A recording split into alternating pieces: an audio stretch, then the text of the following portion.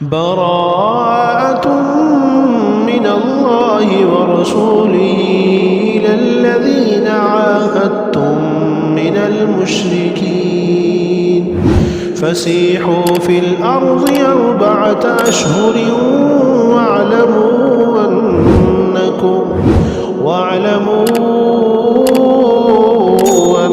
أنكم غير معجز الله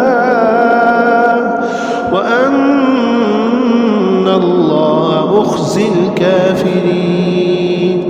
وأذان من الله ورسوله إلى الناس يوم الحج الأكبر أن الله بريء من المشركين ورسوله فإن تبتم فهو خير لكم وإن توليتم فاعلموا أنكم غير معجز الله وبشر الذين كفروا بعذاب أليم إلا الذين عاهدتم من المشركين ثم لم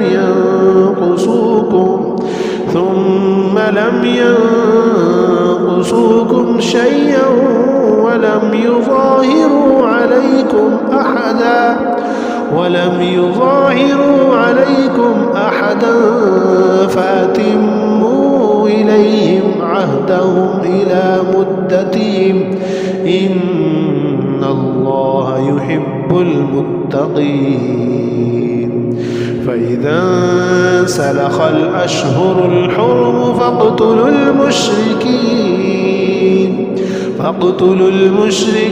حيث وجدتموهم وخذوهم واحصروهم واقعدوا لهم كل مرصد فإن تابوا وأقاموا الصلاة وآتوا الزكاة فخلوا سبيلهم إن الله غفور رحيم وإن أحد من المشركين استجارك فأجره حتى يسمع كلام الله ثم أبلغه مأمنه ذلك بأنهم قوم لا يعلمون كيف يكون للمشركين عهد عند الله وعند رسوله إلا الذين عاهدتم عند المسجد الحرام فما استقاموا لكم فاستقيموا لهم إن الله يحب المتقين كيف وإن يظهروا عليكم لا يرقبوا فيكم إلا ولا ذمة يرضونكم بأفواههم وتأبى قلوبهم وأكثرهم فاسقون اشتروا بآيات الله ثمنا قليلا فصدوا عن سبيله إنهم ساء ما كانوا يعملون لا يرقبون في مؤمن إلا ولا ذمة وأولئك هم المعتدون فإن تابوا وأقاموا الصلاة وآتوا الزكاة فإخوانكم في الدين ونفصل الآيات لقوم يعلمون وإن نكثوا أيمانهم من بعد عهدهم وطعنوا في دينكم فقاتلوا أئمة الكفر إنهم لا أيمان لهم لعلهم ينتهون ألا تقاتلون قوما نكثوا أيمانهم وهموا بإخراج الرسول وهم بدؤوكم أول مرة أتخشونهم فالله أحق أن تخشوه إن كنتم مؤمنين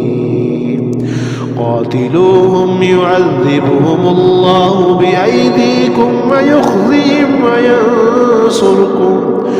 ويخزيهم وينصركم عليهم ويشف صدور قوم مؤمنين ويذهب غيظ قلوبهم ويتوب الله على من يشاء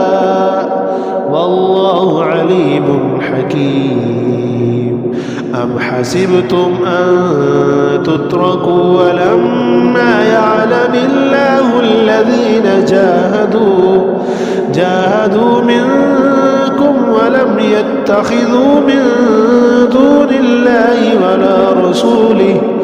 ولا رسوله ولا المؤمنين وليجة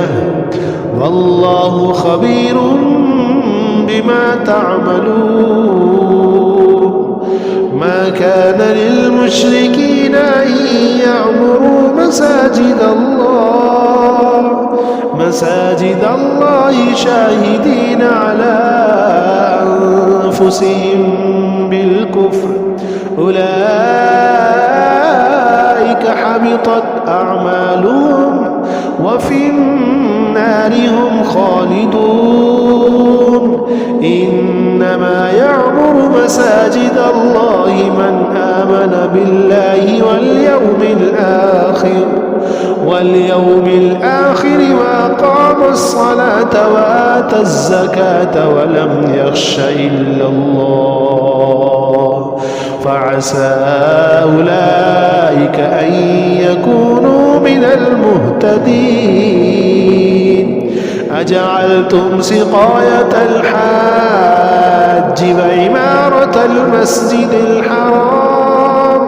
وعمارة المسجد الحرام كمن آمن بالله واليوم الآخر وجاهد في سبيل الله لا يستوون عند الله والله لا يهدي القوم الظالمين الذين آمنوا وهاجروا وجاهدوا في سبيل الله بأموالهم وأنفسهم أعظم درجة عند الله وأولئك هم الفائزون يبشرهم ربهم برحمة منه ورضوان وجنات لهم فيها نعيم مقيم خالدين فيها أبدا إن الله عنده أجر عظيم يا أيها الذين آمنوا لا تتخذوا آباءكم وإخوانكم أولياء إن استحبوا الكفر على الإيمان ومن يتولهم منكم فأولئك هم الظالمون قل إن كان آباؤكم وأبناؤكم وإخوانكم وأزواجكم وعشيرتكم وأموال اقترفتموها وتجارة تخشون كسادها ومساكن ترضونها أحب إليكم من الله ورسوله وجهاد في سبيله فتربصوا حتى يأتي الله بأمره والله لا يهدي القوم الفاسقين. لقد نصركم الله في مواطن كثيرة ويوم حنين إذ أعجبتكم كثرتكم فلم تغن عنكم شيئا وضاقت عليهم الأرض بما رحبت ثم وليتم مدبرين. ثم أنزل الله سكينته على رسوله وعلى المؤمنين وأنزل جنودا لم تروها وعذب الذين كفروا وذلك جزاء الكافرين. ثم يتوب الله من بعد ذلك على من يشاء والله غفور رحيم. يا أيها الذين آمنوا إنما المشركون نجس فلا يقربوا المسجد الحرام بعد عامهم هذا وإن خفتم عيلة فسوف يغنيكم الله من فضله إن شاء إن الله عليم حكيم. قاتلوا الذين لا يؤمنون بالله ولا باليوم الآخر ولا يحرمون ما حرم الله ورسوله ولا يدينون دين الحق من الذين أوتوا الكتاب حتى يعطوا الجزية عن يد وهم صاغرون. وقالت اليهود عزير ابن الله وقالت النصارى المسيح ابن الله ذلك قولهم بأفواههم يضاهئون قول الذين كفروا من قبل قاتلهم الله أنى يؤفكون. اتخذوا أحبارهم ورهبانهم أربابا من دون الله والمسيح ابن مريم وما أمروا إلا ليعبدوا إلها واحدا لا إله إلا هو سبحانه عما يشركون. يريدون أن يطفئوا نور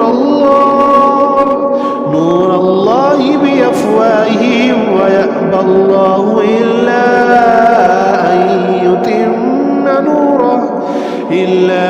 أن يتم نوره ولو كره الكافرون.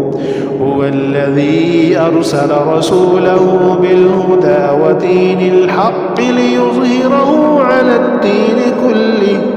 ولو كره المشركون.